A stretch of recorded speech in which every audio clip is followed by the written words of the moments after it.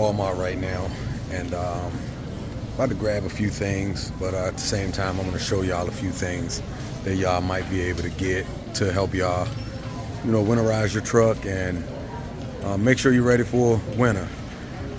Make sure you don't get stuck in any tricky situations because of the cold. So something that you definitely want to get your hands on are some of these wheel chocks. They are typically about $5. Sometimes they have some other ones, but those will really come in handy for when you're in extreme cold situations and your brakes could quite possibly freeze. So basically you get parked, throw your wheel chocks on, and release your brakes, and your brakes shouldn't freeze, and then you can sit back and relax. So another thing that will come in handy is one of these. So you can just basically put that over top of a bucket and throw your plastic bags or whatever. These will come in handy in situations when you're in an emergency and you're like stuck on the road or whatever the case may be, because you will run into accidents out there somewhere and the highway will be shut down and you need to use the bathroom. These right here are also very, very handy to have in an emergency situation. They'll go inside of your bucket, or if you just have them and you use it however you use it, but those really, really come in handy.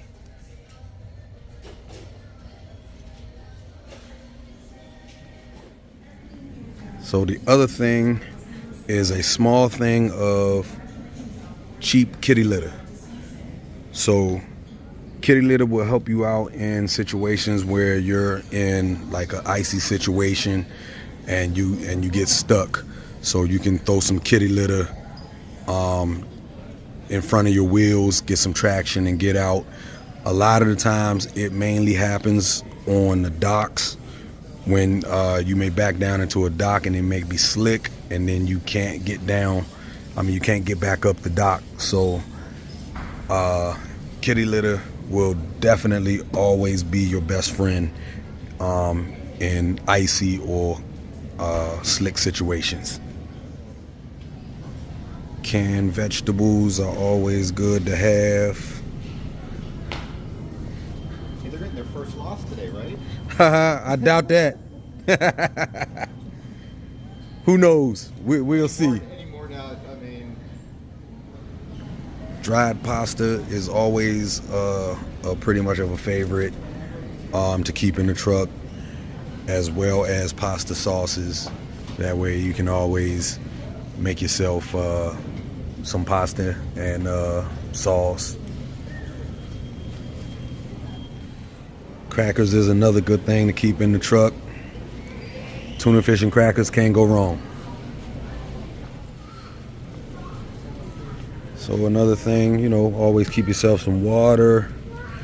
We just kind of adding to our stockpile. Got us some pasta sauce. Pretty sure we already got about 12 or 13 cans of tuna.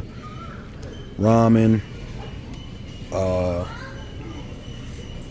Always try to keep some stuff that, you know, in an emergency situation, if we happen to be just stuck on the road or snowed in somewhere, we will definitely have something to eat.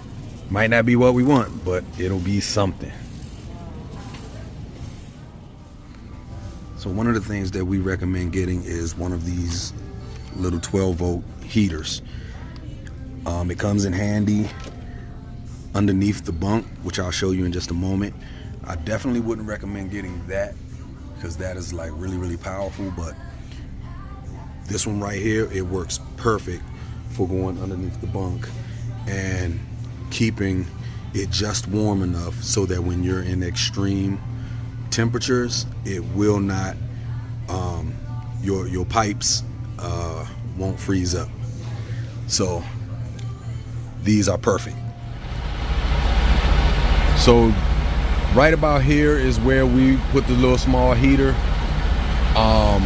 It gives off just enough heat that it doesn't get hot down here, but between that and the hot water heater, it keeps this area warm enough that none of this freezes.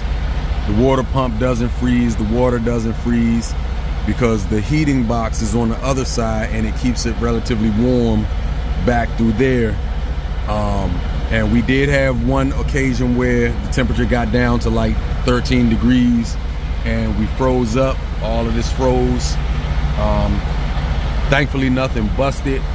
So like the next day we went inside and we got the little heater and put it in, and everything unfroze and the water was flowing back in the truck again. So it's not something that we leave plugged in all the time. It's just if we know that we're going to be somewhere where it's going to be really, really, really cold, and our water and our pipes and stuff and water pump could possibly freeze up, we go ahead and break it out. The reason why I don't have it out right now is because we haven't unpacked all of our winter stuff yet. So, but nonetheless, it works wonders to help keep your lines from freezing and your water tank from freezing. And lastly, one of the things that I like to do is I keep my drain for my gray water tank slightly open, so that if we encounter freezing temperatures, the water doesn't freeze inside of the gray tank. We're at that time now where keeping it closed is, not really an option, because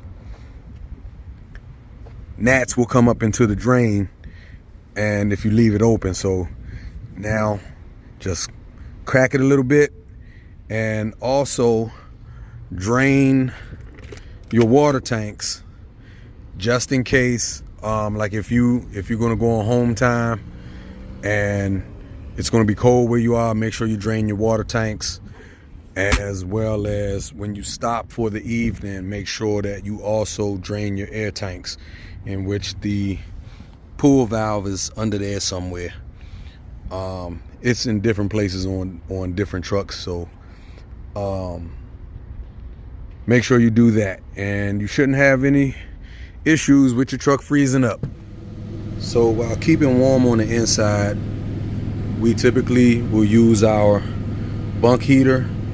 So you just throw it up to heat, turn it all the way around, and we get heat that comes out of vents there, there, and there. So depending on how cold it is, we can use this. If it gets start getting around 30 degrees or so, this will not cut it if the APU is running. Sometimes what we'll do is we'll close our privacy curtain right here, and it'll help retain the heat in the back.